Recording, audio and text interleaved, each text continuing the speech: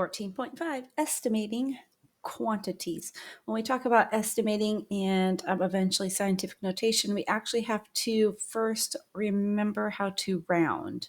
So when we round, for instance, if we want to round this number to the nearest million, you look at, here's the millionths place, and then you look one number to the right. That's that 4. Now, if that number is 5 or greater, we will round this 2 up to a 3. If it is 4 or less, we keep it the same. So this one actually remains at 2 million. On this one here, we're rounding to the nearest tenth. Here's the 10th spot, so we have to look to the right of it, which is the 8. Now, if that number is 5 or greater, we round up, and in fact it is. So this becomes 234.6. Notice I drop everything off after the tenths place. And again, with this one over here, all the numbers to the right of the millionths place goes to zeros. Okay, so real quick, just write a refresher on rounding in your notes. All right, in this chapter, we're going to talk about approximating a large number. And we want to write the result as a product of a single digit and a power of 10. Okay, so here we have a number and we want to approximate it, but we want to put it as a single digit and a power of 10. So first we're going to round this up. So we have only a single digit. Let's look, we're going to round it to the nearest 100 millionth. And so that becomes what? 3, like this, right? Okay, so 300 million. So now, so we rounded it. Now we need to factor out the single digit. So that'd be 3 times 100 million, right?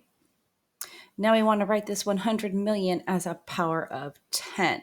So we start off with our decimal here, and it says here to move the decimal so it is directly to the right of the 1, to this spot here.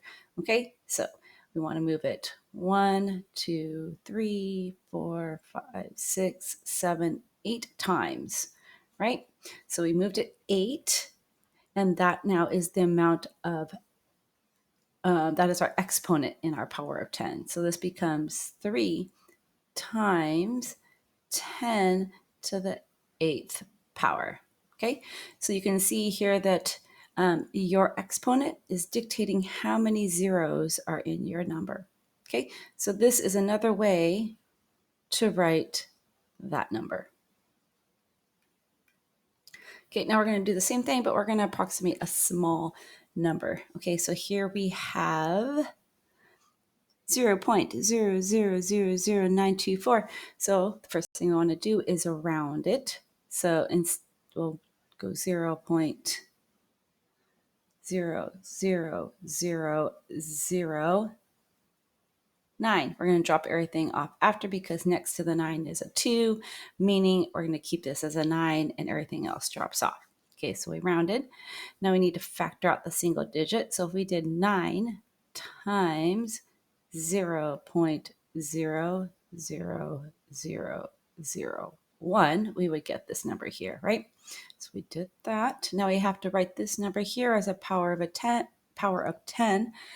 So we're going to move the decimal again so it is directly to the right of the 1. So 1, 2, 3, 4, 5.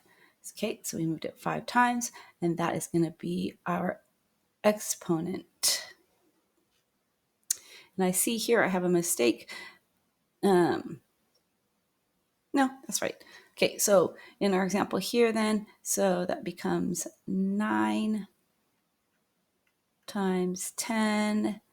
I'm not going to do to the 5th power, I'm going to the negative 5th power, right? Since it is a decimal, we want it to be negative.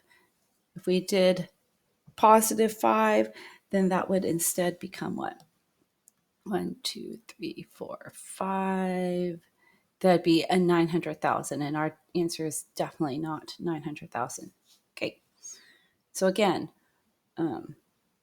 Moving your decimal to the right of the 1, counting how many spaces, that's going to tell you what your exponent value is. Okay, time to write in the notes about approximating.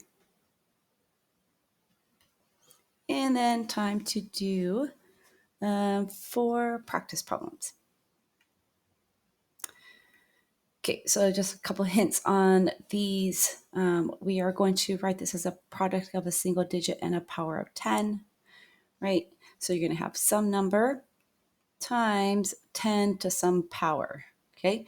For the large numbers, it's going to be positive. For the smaller numbers, b is going to be negative, right? Okay, so here we can round this one to be 800, or not 800, 8 billion. This one we can round to be 100 gazillion. No, I don't know what the number is. 1, 2, there's a lot of zeros there. And then this one, we can round it to be 0.000. Look to the right, that's an 8, that's larger than 5, so that becomes a 4. And then this one, 0.123455. Look to the right of the 7, that's a 2. It's less than 5, so that stays as a 7. Now remember, when we do these, we're going to start with what? We have our number here times a power of something. 1 times the power of that. And then 4 times something there. And then 7 times something here. Okay. So on this one, I'm going to have my decimal here. I'm going to count how many times I move it. 1, 2, 3, 4, 5, 6, 7, 8, 9 times. So this is 8 times 10 to the 9th power. Do the same thing for this one. But on this one here, this is a decimal. So we're going to go 1, 2, 3, 4. We moved it 4 times. Remember, this is a negative 4. Okay. So now you can do this one and that one. And that is it for 14.5.